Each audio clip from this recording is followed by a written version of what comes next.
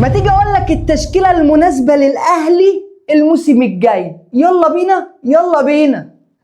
معالي الباشا، بعد الصفقات البوم تش اللي احنا عملناها، فانا شايف ان دي التشكيله الامثل للنادي الاهلي. مش هختلف على الشناوي او شوبير ايا كان مين فيهم، بس انا شايف ان المدرب هيبتدي يقسم الوقت ما بينهم عشان مصطفى شوبير في الفوت ورك اعلى من اي حارس جوه القاره. الباك رايت هنا انا بالنسبه لي احسن باك رايت دلوقتي في النادي الاهلي اللي يقدر يضيف لي دفاعيا وهجوميا، وممكن ينزل هنا في نص الملعب عشان يزود لي نص الملعب في عمليه تحضير الهجمه، او يخرج كده عشان زيزو هو اللي يلعب في انصاف المساحات.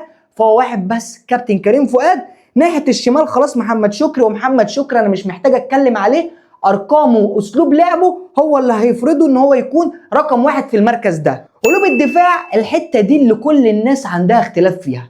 انا رايي الاساسي ان ياسين مرعي يبقى اول مدافع عندي، وتاني مدافع عندي احمد رمضان بيكهام، وابتدي ابدل بين احمد رمضان بيكهام او ياسر ابراهيم او اشرف داري، واحد من الثلاثه هيلعب، وياسين مرعي هو المدافع اللي ثابت. في نص الملعب الدبابه اليو ديانج، تمام. طبعا مفيش احسن من اليو ديانج وكلنا عارفين، لكن وقت ما انا هحب احضر كوره اكتر ممكن اليو ياخد خطوه لقدام وانزل احمد رضا هو اللي ما بين الاثنين مدافعين. طبعا كلنا عارفين ان احسن لعيب في مصر واحسن لعيب في افريقيا كابتن امام عاشور مصاب، فهنبتدي الموسم بنسبه كبيره من غيره. طب مين اللي يلعب؟ محمد بن رمضان هيلعب جنب ديانج على الدايره. حلو الكلام، لان محمد بن رمضان هو اللي هيقوم بدور امام عاشور، فان هو دايما هيخش مهاجم تاني، او هو اللي هيبقى ماسك عمليه صناعه اللعب وتطوير الهجمه. اللعيب التاني هو تريزيجيه، وده التوظيف بتاعه المثالي اللي الكابتن حسام حسن وظفه له، عشان وقت ما بن شرقي هو اللي هيخش هنا يبقى تريزيجيه هو اللي هيفتح الخط، او وقت ما بن شرقي هيسحب لك لعيب على الخط فتريزيجيه هو اللي هينزل هنا، وساعتها يبقى انا معايا كثافه عدديه